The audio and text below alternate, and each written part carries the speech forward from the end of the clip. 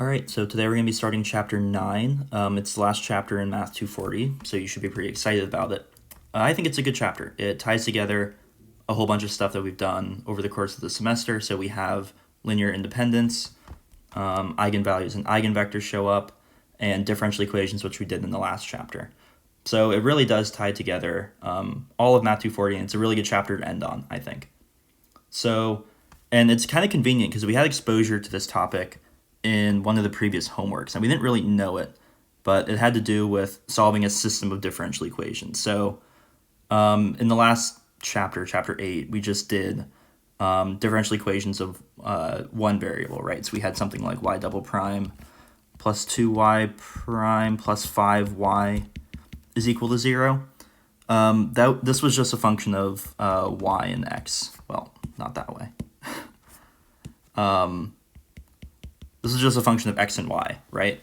Now what we're going to do is we're going to kind of do these, but a whole bunch of them at the same time. So we're going to start doing systems of differential equations. So what we saw on one of the last homeworks, actually we got some exposure, was something like this. We had dx1 by dt is negative 2x1 minus 7x2. And then we also had right below that dx2 by dt is minus x1 plus 4x2. And we looked at this when we said we didn't really know how to solve this, right? So first of all, we have what's called coupled equations. So I have a derivative in x1, which is one of my variables, but it involves x2, which is my other variable. Similarly, down here, I have a derivative in x2, but it involves this x1 here. So I've never come across this in anything or in any math class in my life before, so I don't really know how to do this. What we do know how to do, though, was something when this and this are equal to 0. Okay, so if I can get rid of these and make them 0, I can kind of rewrite this equation here. So I have dx1 by dt is negative 2 times x1. And I know what equation solves that. I know that my x1 will be, let me go on a different line here. This will be an exponent, right? So I have x1 of t will be c1 e to the negative 2t. So here, I know that's what solves this, and similarly I can do dx2 by dt. If I ignore this term here, gives me 4x2, and so x2 of t is just c1 e to the 4t. These are just the ordinary differential equations we came across in chapter 8. But the hard part here is that we actually have these extra terms here, and you hate that. There's no simple way to solve it in this form. So what we have to do is we have to use diagonalization, our good old friend for making our life easier. And you might say, Jimmy, well, how do we do that? There's no matrix. How do I get a matrix out of this? Well, I'm glad you asked, because we've been doing this a lot. We've been looking at stuff that looks a lot like this system of equations here and putting it into a matrix since the first day of Math 240. So I'm just going to call these x1 and x2 prime instead of d by dt, but know that t is a variable that we're differentiating with respect to. And then I can just pull all these coefficients out. So minus 2, minus 7, minus 1, and positive 4. And you'll see that if I multiply this by some column vector x1 and x2, then we get the result that we need perfectly. So this notation here, the book calls x prime as a vector is x as a vector. Okay, that's what the textbook uses, just so you don't get confused. But same thing. And we mentioned diagonalization before.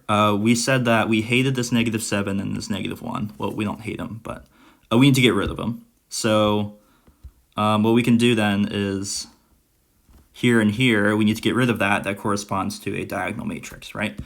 So what we need to do here is we need to diagonalize this matrix that we're given, and then we're going to do some other things with it.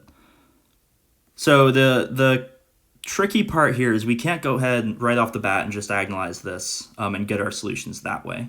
What we need to do is we need to do some sort of change of variables. And we saw this in class, and we saw it in one of the homework solutions, which you may or may not look at, which is fine.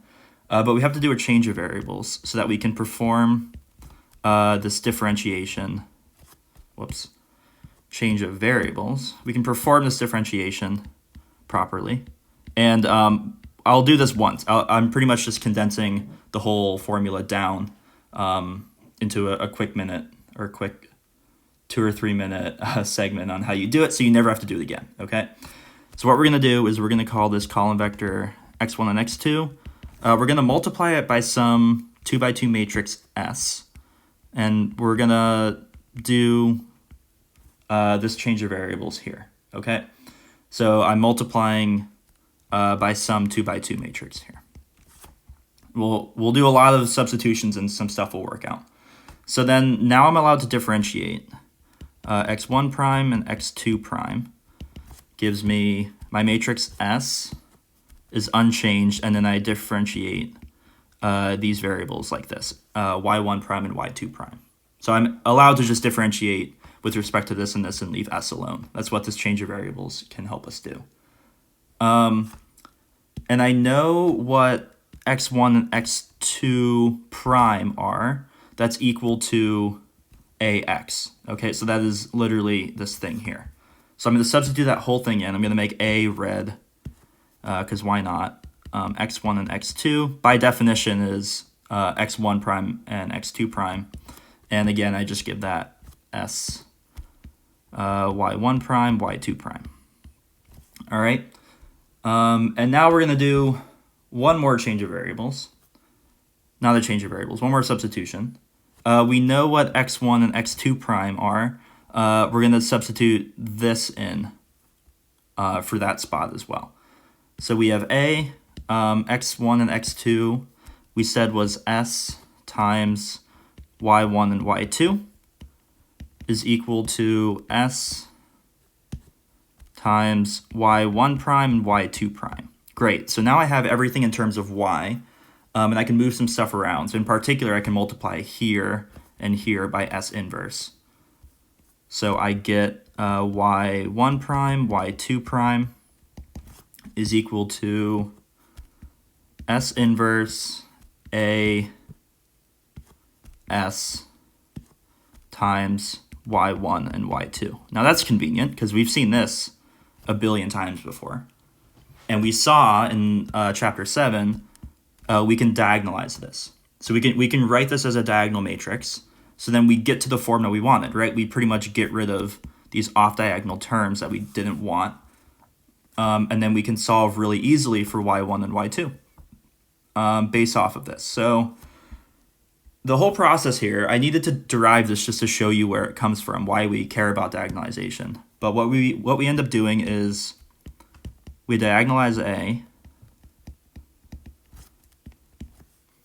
and then what we do is we reverse this change of variables. So we have all of this in y, but we don't really care about y. Y is just for our convenience. So we need to get it back to x, and we just go back up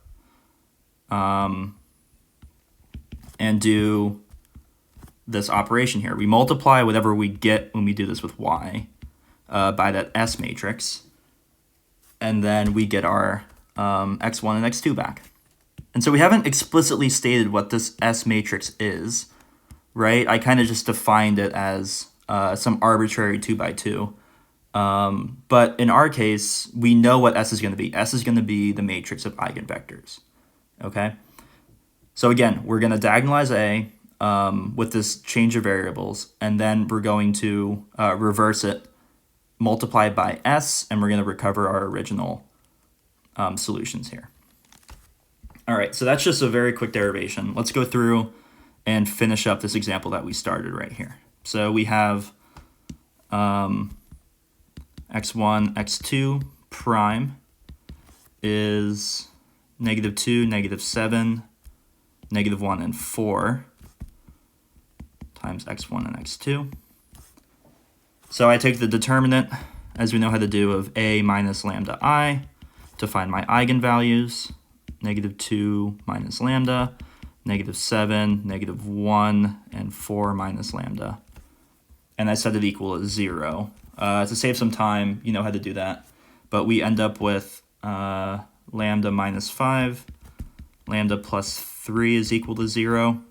So lambda 1 is 5, and lambda 2 is negative 3. All right, so here are my eigenvalues that are going to form my D matrix, which is good. So we're kind of halfway done. And now we have to find the eigenvectors associated with it so we can talk about S. So let's do lambda 1 is equal to 5 first. So A minus lambda 1I is A minus 5I, which is negative 7, negative 7, negative 1, negative 1. So I'm just going to pick my eigenvector to be 1, negative 1. And then for lambda 2 is equal to negative 3, I have A minus lambda 2I, which is A plus 3 identity. And I get here 1, negative 7, negative 1, and 7. Believe. Yep. And so I'm going to call this vector, I'm just going to go ahead and pick 7 and 1 to avoid fractions. That works fine. All right, so I finished up my eigenvectors and my eigenvalues, so I can find D. D is going to be equal to my eigenvalues along the diagonal, 5, 0, 0, negative 3. And I know S is going to be the ordered eigenvectors, okay? So I need to put negative 1 and 1 in the first column, and then 7 and 1 in the second column here. So what I'm going to do now is I'm just going to go back up here and copy this equation down. So I have, in terms of y, I have y1 prime, y2 prime is equal to my diagonal matrix D times y1 and y2. So I know that this is going to be equal to 5y1 and negative 3y2. Sorry, I did that out of order. Let's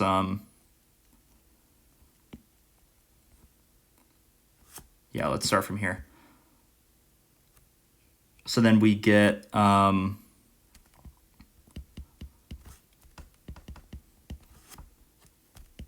this is equal to 5, 0, 0, negative 3, y1, y2.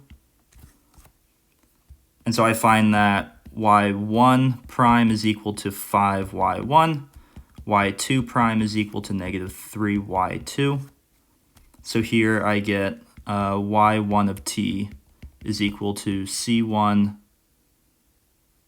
e to the 5t, and y2 of t is equal to c2 e to the minus 3t, okay? Sorry, I confused myself here for some reason, but this is the answers we pop out, okay?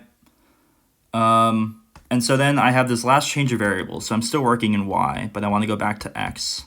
I have x1 and x2 is equal to s times y1 and y2. So I have that this is equal to my S matrix, 1, negative 1, 7, and 1, times my functions that I just recovered here. C1 e to the 5t and C2 e to the negative 3t. Okay, so then when I go ahead and multiply everything out, I get my final answer, which is C1 e to the 5t plus 7 C2 e to the minus 3t for x1. And then for x2, I get minus C1 e to the 5t plus C2 e to the negative 3t for x2. And that's my final answer here. So really, all in all, not a terribly complicated process here. So again, what we did was we went through and we know we had to diagonalize our matrix that we were given, so we did so in the way we were accustomed to. we had, and this is important, distinct real eigenvalues here with multiplicities 1, so we knew we would have a perfectly non-defective matrix. So we found an eigenvector for each of them, stuck them in an S matrix at the very end, multiplied through to reverse our change of variables and recover our original x's here. And you may have noticed a pattern, and that's what I want to point out here. So all of this I just wanted to do once so you see where everything comes from. What you can do in the future is you can recognize this pattern. So what we saw was that this first row right here, not row, sorry, this first like part of this function here, the C1 and this negative C1, came from my choice of eigenvector V1, right? Because that's my first column in S. There's a lot of arrows going on, sorry. And the second column here, the 7 and this invisible 1 that's right there, came from my second choice in eigenvector V2, because that was my second column in S.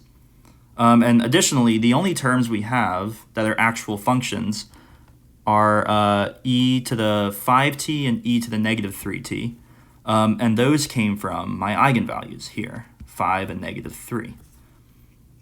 So what we can do then is we can generalize this. We can streamline this process. And we can say that there's a little bit of a shortcut that exists. I'll do it in 2 dimensions real quick, and then we'll extend it. So if we have x1 and x2, and I'm given some matrix, so let's do this. X prime is equal to ax, okay, and I need to solve the equation. What we saw, we can just multiply c1 e to the lambda 1t, and then multiply it by our first eigenvector, v1. So that forms this part right here.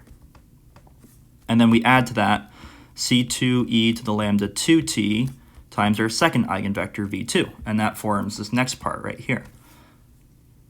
And then, you know, this works perfectly fine. This will give us exactly the solution that we had here. So we can skip this whole, you know, change of variable stuff in the future.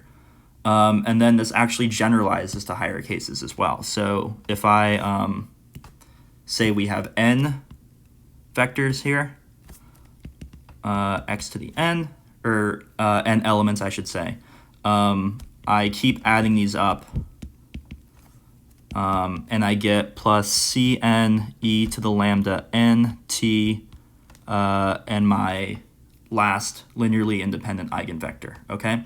So the reason this works is because we have non-defective matrices. So we have lambda 1 and v1, and lambda 2 and v2, and lambda n vn. These are eigenvector pairs, and they come from a non-defective n by n matrix, okay? So there's no reason they have to be distinct, right? I can have, as we'll see in the next video actually, I can have lambda 2 and lambda 1 be equivalent, right? They can both be, for instance, negative 1. But I need to be able to find 2 linearly independent eigenvectors, v1 and v2, and this process will still hold, okay? So this has to be non-defective for it to work. So that's the end of this video. I'll post another video shortly where we do a 3x3 case and we skip right to this shortcut so you can, you know, streamline the process for exams and stuff.